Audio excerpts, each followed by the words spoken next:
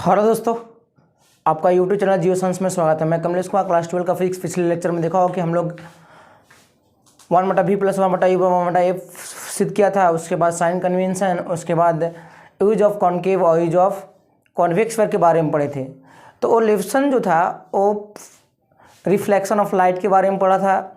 Reflection of light का पूर्ण रूप से लेसन समाप्त होने के बाद आज का जो लेक्चर है रिफ्रैक्शन ऑफ लाइट है। यदि आप उस लेक्चर को नहीं देखे होंगे तो आप डिस्क्रिप्शन में लिंक दिया हुआ रहेगा, आप उस सारे पॉइंट को अच्छे से पढ़ सकते हैं, अच्छे से आप नोट्स कॉपी बना सकते हैं। क्योंकि ये पॉइंट जो है बहुत सीरियल वाइज से पढ़ाया गया है। ये पॉइंट जो है बारी बारी से है, कहीं पर एक भी पॉइंट छूटा हुआ नहीं है।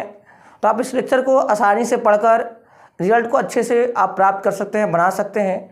इसके बाद जो आता है वो सेकेंड बुक का ही ऑप्टिक्स का ही पार्ट है। उसका नाम है refraction of light. Refraction of light होता क्या है, रिफ्रैक्शन ऑफ लाइट कब होगा कब नहीं होगा। क्योंकि हम लोग पढ़ेगा रिफ्लेक्शन ऑफ लाइट तभी संभव होगा जब कोई कांच का एक भाग कलई किया हुआ रहेगा, पेंट किया हुआ रहेगा, तो होगा वहाँ पर रिफ्लेक्शन ऑफ लाइट। परंतु रिफ्रैक्शन ऑफ लाइट क्या होगा, क्योंकि रिफ्रैक्शन ऑफ लाइट आप लोगों को पता है कांच एक पारदर्शी माध्यम है, ट्रांसपेरेंट है, सब्सटेंस है। तो कांच का एक भाग कलई कर देने के बाद मिरर कह रहा था। चलिए, चैप्टर का नाम है refraction of light. Refraction of light, ध्यान दीजिएगा इस चैप्टर पे। रिफ्रैक्शन ऑफ लाइट है क्या, रिफ्रैक्शन ऑफ लाइट कब होगा। चलिए, रिफ्रैक्शन ऑफ लाइट पहले लिखा जाए। रिफ्रैक्शन ऑफ लाइट, ध्यान दीजिएगा। हम लोग को पता है, मान लिया एक ग्लास है, चाहे एक ग्लास पे क्या किया जाता है, लाइट को स्ट्राइक करवाएंगे, इंसिडेंट करवाएंगे इस प्रकार से। तो ग्लास से लाइट क्या होता है, अपने पथ से ओरिजिनल पथ से क्या करता है, बेंड कर जाता है, मुड़ जाता है। ये इंसिडेंट रे, ये रिफ्लेक्टेड का लगा, यहाँ पर नॉर्मल ड्रा कर दिया इंसिडेंट पॉइंट पर। इसका मतलब हुआ ये मीडियम फर्स्ट है,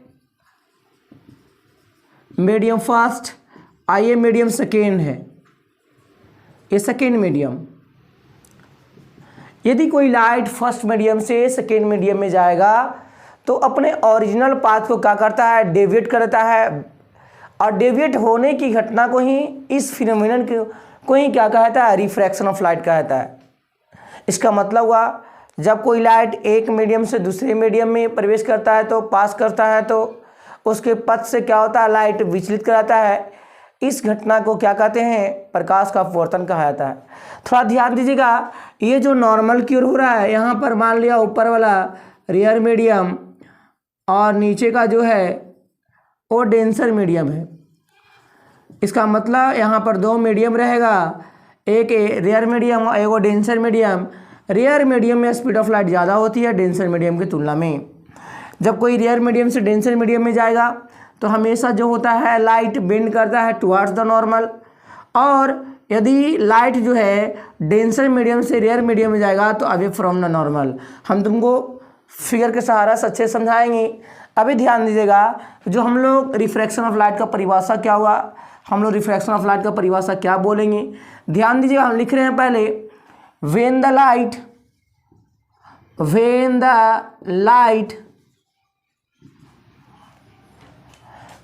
light passes through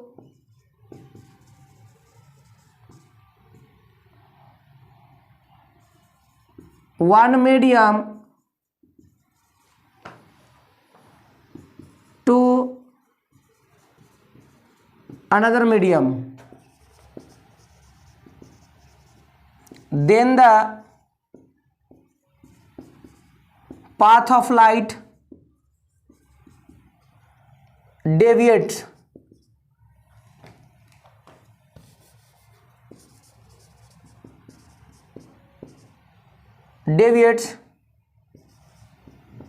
its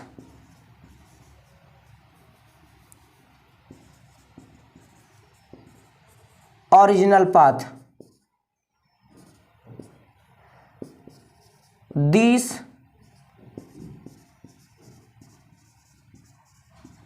phenomenon is called refraction of light। यह घटना क्या कहलाता है? रिफ्रैक्शन ऑफ लाइट कहलाता है। इसका मतलब हुआ वन मीडियम से अदर मीडियम में जाएगा तो अपने जो ओरिजिनल पाथ को क्या करता है? डेविएट करता है, चेंज करता है, विचलित हो जाता है। इसी घटना को क्या कहता है? Refraction of light. इसका कारण क्या है? क्योंकि हर मीडियम में स्पीड ऑफ लाइट अलग अलग होती है। जैसा देखिए आप लोग को बता रहे हैं हम एग्जाम्पल का सहारा से, speed of light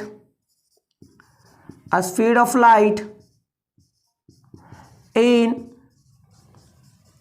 vacuum speed of light कितना होता है? 3×10⁸ मीटर प्रति सेकेंड। अगला जो है speed of light in water, इसमें होता है 2.25 10⁸ मीटर प्रति सेकेंड। थर्ड जो है speed of light in glass में होता है 2×10⁸ मीटर प्रति सेकेंड।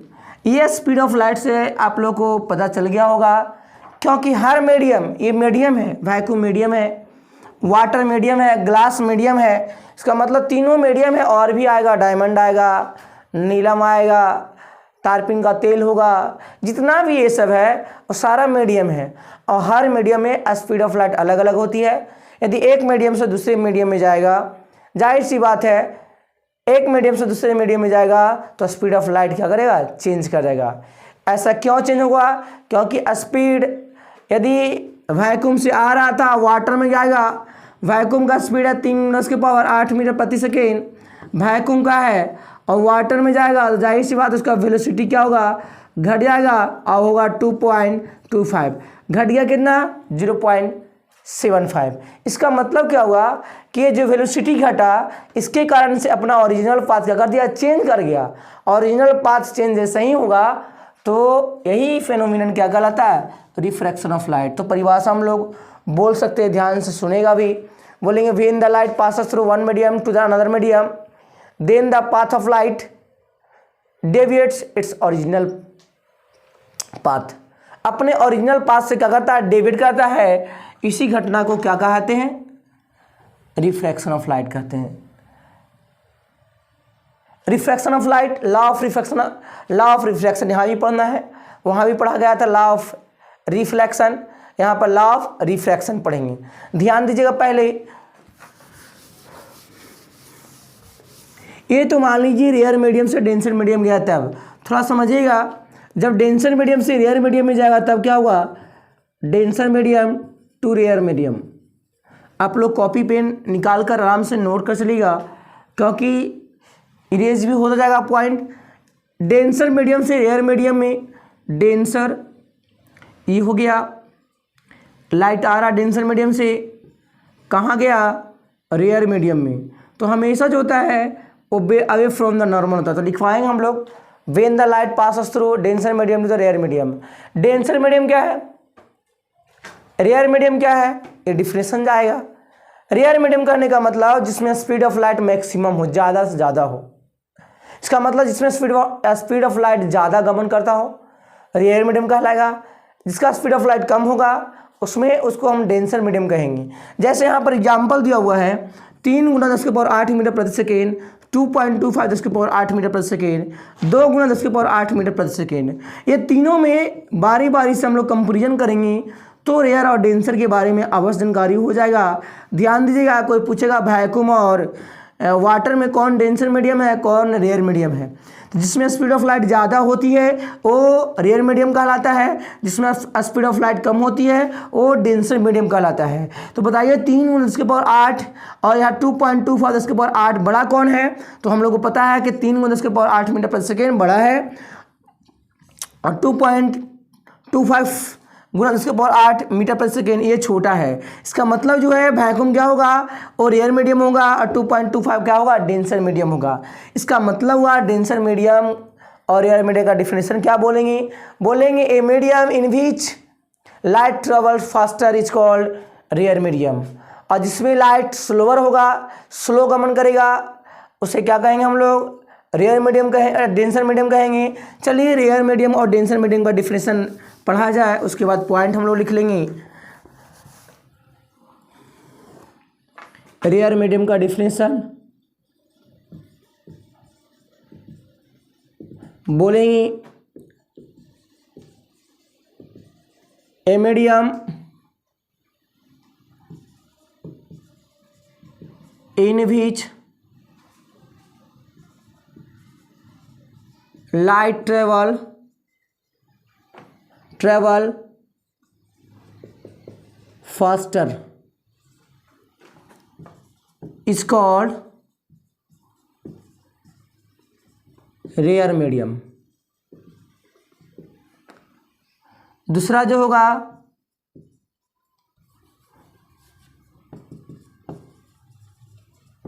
डेंसर मीडियम, इसका क्या होगा, a medium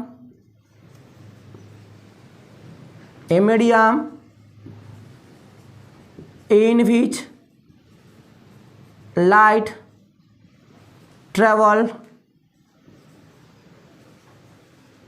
slower is called denser medium.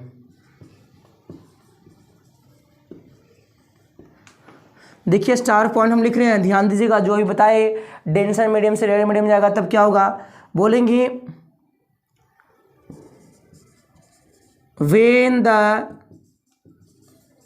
Light passes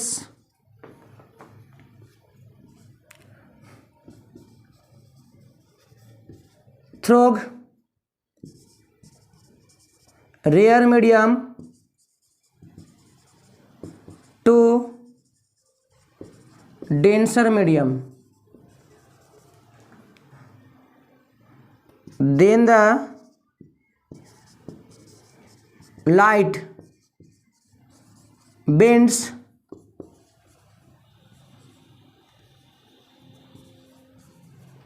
towards normal।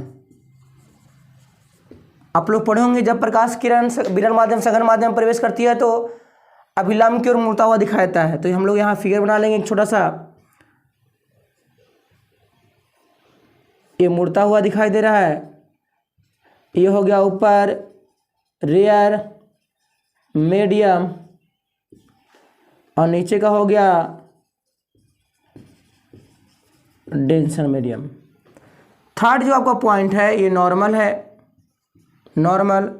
Third का जो आपका पॉइंट, इसका पॉइंट है, बोलेंगे हम लोग when the light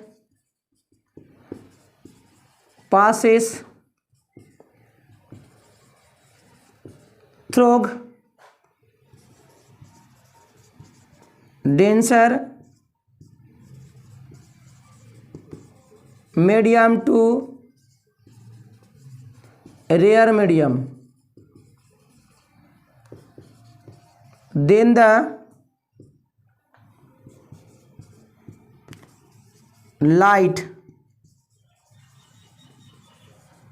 away from the normal।